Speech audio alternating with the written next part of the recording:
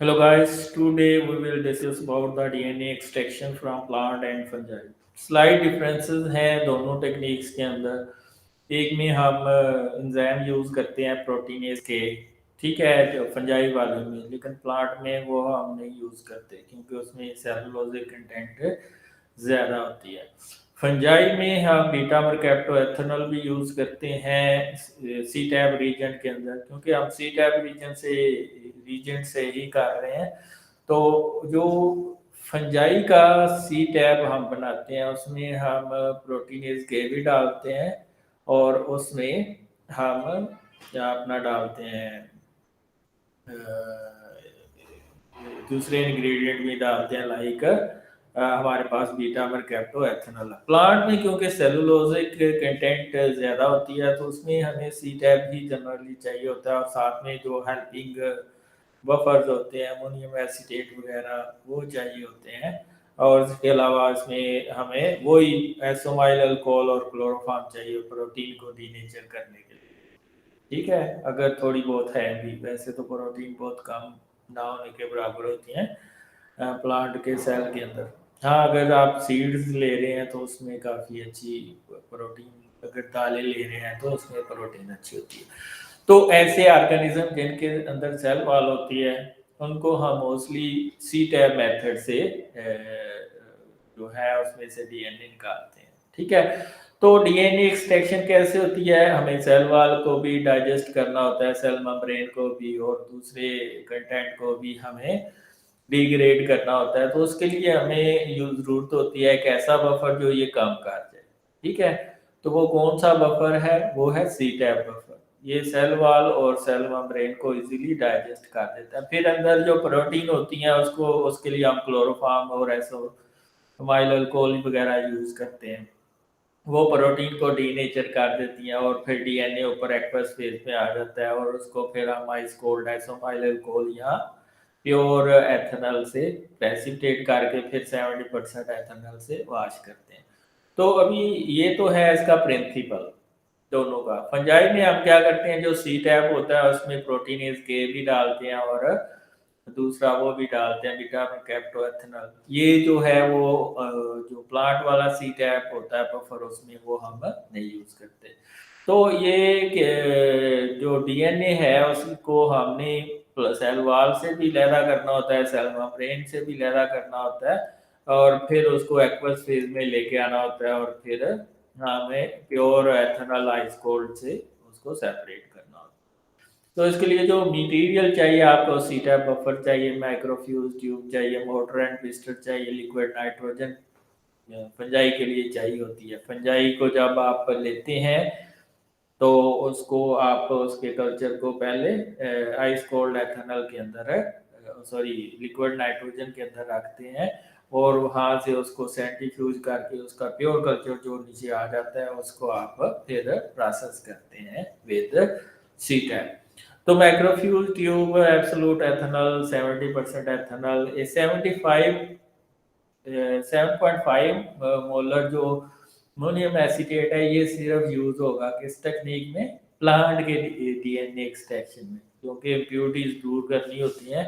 तो उसके लिए हमें सेकंड बफर अमोनियम एसीटेट की जरूरत होती है। वाटर बाथ चाहिए होता है, क्लोरोफॉर्म आइसोमाइल अल्कोहल चाहिए होता है, 20:1 की रेशो, 24:1 की रेशो होती है। Water agarose loading buffer, TBE solution, buffer solution, agarogel electrophoresis system, ethidium bromide solution। तो सी टैप, ये प्लांट वाले सी टैप बफर की कंपोजिशन है 100 ml वाले, जो जो हम फंजाई से एक्सट्रैक्ट कर रहे हैं वो आगे मैं दूंगा जब फंजाई में आएगा।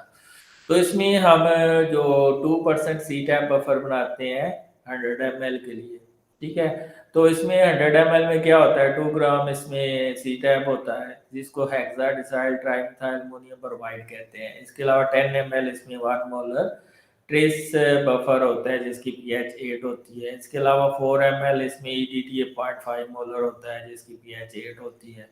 इसके अलावा 5 मोलर सोडियम क्लोराइड होता है, 28 ml डालते हैं। डिस्टल वाटर 40 ml डालते हैं, और 1 ग्राम इसमें हम पॉलीविनाइल पेरोलिएटाइडोन होमोपोलीमरेज का डालते हैं और पीएच को एडजस्ट करते हैं 5 के ऊपर। अब ये जो बफर है इसके अंदर हम 2 इंग्रेडिएंट और डालते हैं तो फिर वो फंजाई का बफर बनता है। वो कैसे, वो आगे जब हम डिस्कस करेंगे। 1 मोलर ट्रेस पीएच 8 का जो बफर है वो किस तरह बनाते हैं, इसकी कंपोजिशन आप बाहर पढ़ लें। ठीक है, इसमें 121 ग्राम आप ट्रेस बेस लेते हैं और उसको up to 8 ml distil water में डिजॉल्व करते हैं, फिर उसकी पीएच एडजस्ट करते हैं, फिर उसमें 42 ml कंसनट्रेटेड HCl डाल देते हैं, फिर कूल करके उसको आप उसकी पीएच एडजस्ट करते हैं और 1 लीटर कर लेते हैं। इसी तरह 5 मोलर TBE बफर भी आप 54 ग्राम ट्रेस बेस लेते हैं, 27.5 ग्राम बोरिक एसिड लेते हैं, 20 ml 0.5 मोलर EDTA लेते हैं और उसका फाइनल वॉल्यूम 1 लीटर बना लेंगे और इसकी पीएच एडजस्ट कर लेंगे। इसके अलावा एगरोज जेल बनानी है, 1% एगरोज जेल चाहिए होती है। 1 ग्राम एगरोज हम TBE बफर में बनाते हैं क्योंकि इसकी जो trace boric acid EDTA buffer है इसकी डिसॉल्विंग पावर बहुत अच्छी होती है एगरोज के अंदर। तो सबसे पहले हम प्लांट का जो है वो DNA निकालते हैं। इसके लिए आपने प्लांट टिश्यू का 200 मिलीग्राम लेना है और उसके अंदर 500 माइक्रोलीटर C-टाइप बफर डाल देना है।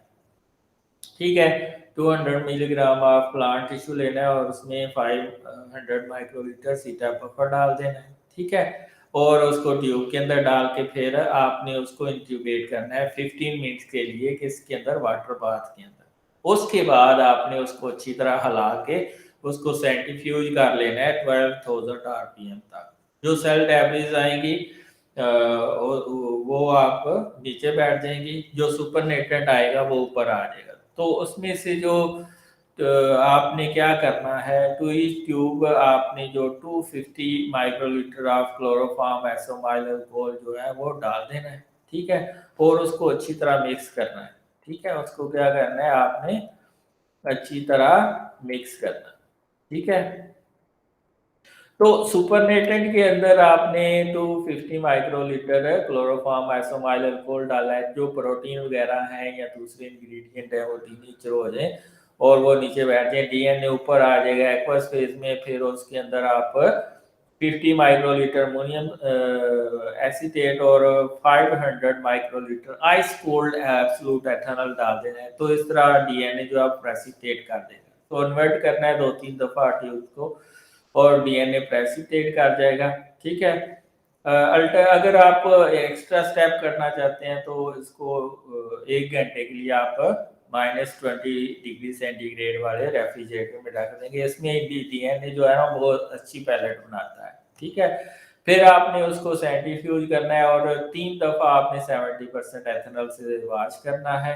ठीक है, एट 13,000 RPM फॉर 1 मिनट। और इस तरह जो आपके पास पैलेट आएगी उसको आपने 1 माइक्रोलीटर उसके अंदर यानी कि RNAs डाल देना है along with distil water around 50 to 100 microlitre आपने डाल के उसमें RNAs डाल देना है ताकि कोई अगर RNA है तो वो डिग्रेड हो जाए। फिर आपने उसको रीसस्पेंड करके और उसको इंक्यूबेट कर देना है 65 डिग्री सेंटीग्रेड पे फॉर 20 मिनट। अगर उसके अंदर कोई DNAs है तो वो भी नीचे हो जाएगा। फिर आप उसको स्टोर कर लेंगे 4 डिग्री सेंटीग्रेड के ऊपर।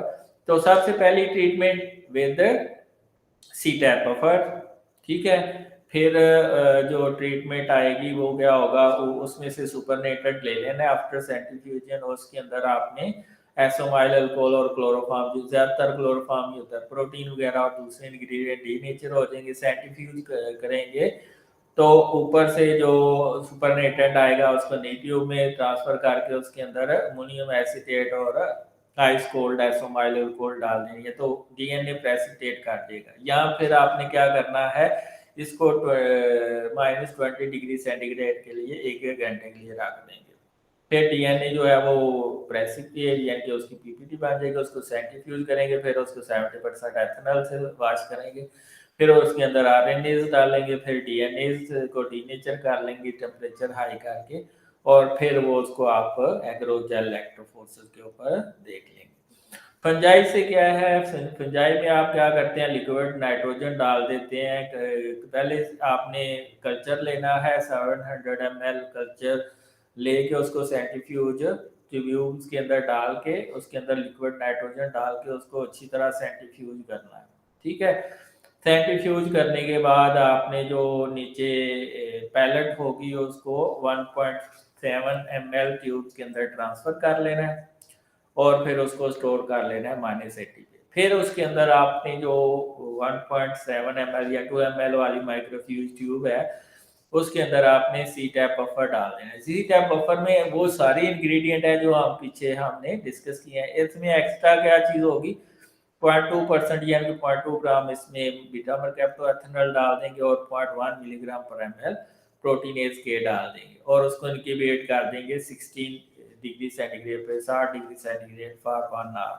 ठीक है, इसमें क्या होगा, जो सेल वाल है वो भी डिस्टर्ब हो जाएगी, सी टैप बफर से प्रोटीन भी डाइजेस्ट होना शुरू हो जाएगी। ठीक है, तो ये सारा चीज़ें हो गई। तो इसमें आपने नैनो प्योर वाटर यूज़ करना है। ठीक है, हाई क्वालिटी, और उसको फिल्टर भी कर लेना है। ठीक है, मिक्स करना है माइक्रो ट्यूब्स को काफ़ी दफ़ा। फिर उसके अंदर आपने 1 घंटे के बाद क्लोरोफॉर्म आइसोमाइल अल्कोहल डाल देना है। ठीक है, वर्क इन द फ्यूमर। फिर उसको 2 मिनट के लिए आपने मिक्स करते रहना है, अच्छी तरह मिक्स हो जाएगा। फिर आप उसको सेंट्रीफ्यूज कर लेंगे 10 मिनट के लिए। ठीक है, ऊपर से डीएनए जो है वो एक्वस फेज में आ जाएगा, उसमें थोड़ी सी इम्प्योरिटीज नहीं होगी। तो वो जो डीएनए ऊपर आ गया है, ठीक है, एक्वस फेज के अंदर, उसको आपने नई ट्यूब के अंदर ट्रांसफर कर लेना। तो उसको आप एक 1 ml वाली माइक्रो पाइपेट से आप ट्रांसफर कर लेंगे ऊपर की जो एक्वस लेयर है। और फिर उसके अंदर आप एक्वस लेयर के अंदर 1 माइक्रोलीटर आरएनएस डाल देंगे और उसको इंक्यूबेट करेंगे 30 मिनट्स के लिए एट 37 डिग्री सेंटीग्रेड, ताकि सारे आरएनए खत्म हो जाए। फिर उसके अंदर ठंडा ठंडा कूल कूल 0.6 ml एसोप्रोपोनोल डालना है, तो बड़ी अच्छी जेली टाइप उसका डीएनए की पैलेट बन जाएगी। तो 2-3 दफ़ा आपने उसको हिलाते रहना है।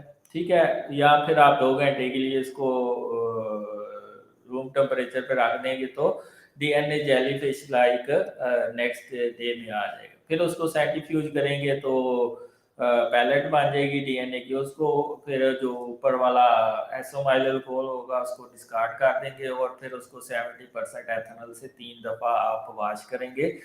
15 मिनट तक आप उसको हर स्टेप के अंदर, हर वॉशिंग स्टेप में आपने 15 मिनट तक सेंट्रीफ्यूज मैक्सिमम 13 या 14,000 आरपीएम पे लगानी है 40%। फिर सुपरनेटेड को फेंक देंगे और पैलेट को आप रिसस्पेंड कर लेंगे, या तो स्टीराइल वाटर या ट्रेस ईडीडीए बफर के अंदर आप उसको स्टोर कर लेंगे -20 डिग्री सेंटीग्रेड। फिर उसकी आप क्वांटिटी चेक कर लेंगे कि बैंड कितना गाढ़ा है, उससे आप 1% अगर उसका जेल बनाएंगे और लोडिंग डाई डाल के डीएनए के ऊपर उसको अपलोड कर देंगे। तो इस तरह आपकी डीएनए। तो क्या फ़र्क है प्लांट के सी टैप बफर में और फंजाई के?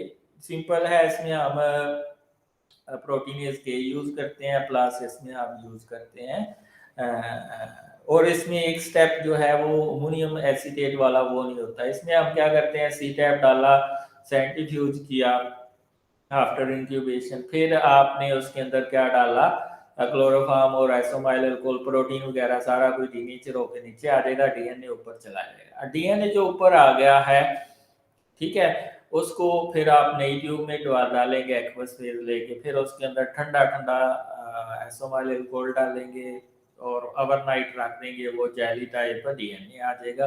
उसको 70% एथेनॉल से वॉश करना है। नहीं, इससे पहले आपने आरएनए डालना है। ठीक है, और आरएनए डालने के बाद आपने उसको 30 मिनट के लिए इंक्यूबेट करना है डीएनए को। फिर आपने उसके 70% एथेनॉल से वॉश करके तो उसको इंक्यूबेट करने 60 मिनट के लिए 60 डिग्री सेंटीग्रेड पे कोई 10 मिनट्स के लिए, ताकि डीएनए जो, अगर डीएनए वैसे तो कम होता है इसमें, अगर है वह तो वो डीनेचर हो जाएगा। फिर उसको आप स्टोर कर लेंगे ट्रेस बफर के अंदर। दैट्स जो डीएनए एक्सट्रैक्शन है फंजाई की वो ज़्यादा इजी है एज कम्पेयर टू, लेकिन ये ज़्यादा एक्सपेंसिव है क्योंकि इसमें बीटा मरकैप्टोएथेनॉल यूज होता है और डीएनए वो जो इसके अलावा प्रोटीनेज के यूज होता है। तो दैट्स ऑल।